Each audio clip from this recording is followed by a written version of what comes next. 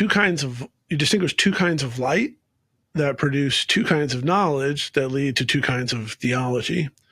The first kind, natural theology, is based on a natural knowledge about God that you say is indirect and inferential because it flows from the natural light of reason, considering things other than God.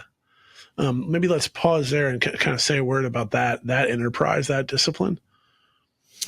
So good. So if we could talk about theology as the study of God or discourse about God or reflections upon God, if that's what theology means generally. Right. Natural theology bespeaks and signifies the natural approach to God. And by that we mean, of course, God in himself is supernatural. He's beyond the order of created nature. However, God as a supernatural being, as the first cause and final end of all that is, when he creates natural things, the vestigia Trinitatis, the vestiges of the Trinity, the vestiges of God, are present. And it's even in the Bible. Romans 1, St. Paul's epistle to the Romans points this out, that although I can't by reason alone see God or understand God, I can look at created reality outside of me, even my own existence, my own nature. I can recognize order, existence, purpose, contingent causality, and recognize that none of those things subsist by themselves. They don't exist independently of an ultimate cause. And so when we say that natural theology is indirect, what we mean by that is the philosopher, the person who thinks according exclusively to the light of natural human reason, is able to look at all of created reality and conclude through created reality things about the creator of that reality. So, okay, if the sun is good, and if a family is good, if reason is good, through maybe nuanced and subtle, but still provable and true syllogisms, we can come to the conclusion God exists. He is infinitely good. He is infinitely rational, reasonable. He is infinitely loving, because he wouldn't be able to make these things were he not that way. And these things wouldn't be able to exist were they without a creator.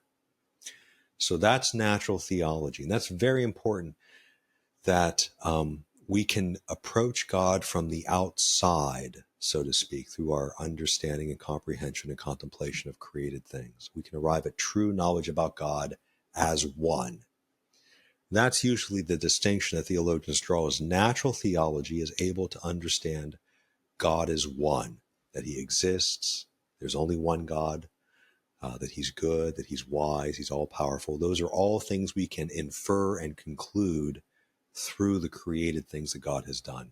We can reason from the effects of God to God as one himself. Right, right. And it's interesting that kind of reasoning is sort of looking at these things in creation, and there's a kind of noticing, a kind of as you said, a kind of rational and orderly, but noticing of imperfection, lack, dependency, that sort of thing in all of those things. Is that right? Yes. Yes, and as you're suggesting, in order to depend, you must have something first that we could say pens, or something, that an imperfection bespeaks a perfection. So yeah, when we look at created reality and we see that they're not God, but they do exist, and therefore they need a God in order to exist. Yeah. Right. So that's the first kind of theology, natural theology. But Catholic theology isn't exclusively, at least, natural theology. You point to a second kind, which you call sacred theology. You say that this is based on a supernatural knowledge about God that is more direct and revealed because it flows from a supernatural light of faith and it considers things otherwise inaccessible and superior to our native human capacities. Is that right? That is precisely right. So if natural theology is unified, specified, identified, and distinct because it concludes to God, the same God, the one God, but by way of and under the light of natural human reason, reasoning from created effects to God, sacred theology or supernatural theology, we could say, starts with God, which is why, as you say rightly, it's direct. Namely, God tells us certain truths about him directly. And it's those truths, those articles of the faith, those things we believe and receive from God in faith about himself. That's the starting point of sacred theology, what God has told us about himself. So if natural theology begins with things other than God and concludes to God, sacred theology, supernatural theology, begins with things that come directly from God, sacred supernatural truths like the Trinity, like the Eucharist, like the Incarnation, like the sacraments. Sacred theology begins with those sublime truths, which we only have access to through faith, and then it begins to reason and to inference and to examine and to consider. Now, it's very important, and as you know very well, Gideon, God in his goodness doesn't leave it up to human intelligence to know the way things are. Which is why, is it possible by natural theology to know God exists with certitude?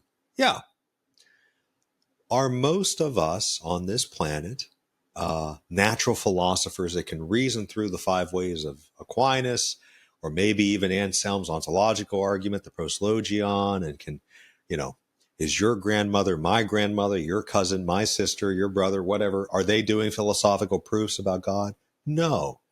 And yet the knowledge of God that can be accessed by the human reason is so important that God says, okay, I'm going to tell you even some things that you could, as rational creatures, discover by reason alone. Mm-hmm. And so I'm going to reveal to you first, not only, the Trinity, which you would never be able to discover by reason, but I'm even going to reveal to you that I exist and that I'm only one, and that I'm all powerful, and that I'm all loving. These are things technically we could figure out, but God loves us so much. He doesn't want the most important truths to depend upon our ingenuity, our time, our resources to figure out. And so the light of faith, therefore, contains much more than just supernatural truths that human reason could never discover. It includes all truths that God has revealed. Many of them, of course, are those supernatural truths that human reason could never discover itself. But God in his goodness has also revealed some truths that human reason could discover, like God exists. And so sacred theology then takes anything God has revealed and says, let's understand, let's work to contemplate this. And that inclusion of those natural truths about God, or at least those truths that are accessible, means that there's a kind of overlap in sacred theology and natural theology, and that they're going to have some kind of relationship. Yes, and I know you're setting it up being the speculative theologian that you are. The preambles of the faith is what that refers to. Those are if we look at faith as like a flashlight beam, and reason is like a much dimmer, but also a flashlight beam. There's some things that both lights illumine, and those are called preambles of the faith. For example, God exists. Another example would be that the human soul is immortal. Reason can discover those truths. God exists and the human soul is immortal, but often doesn't, but it's possible.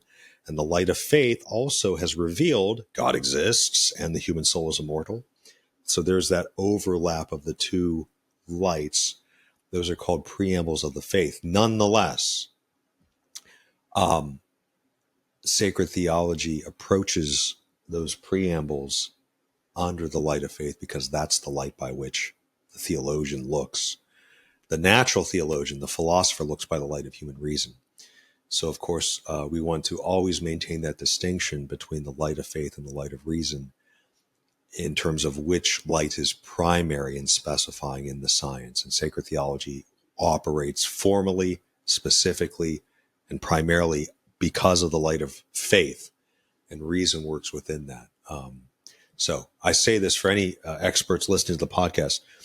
What Gideon Barr and I are saying is in no way rationalistic. We're not rationalists here.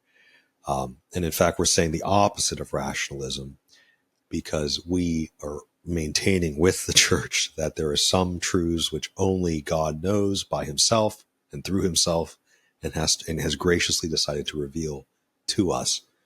But we are saying that if God has so graciously revealed things to us, they're truly knowable. They're not irrational.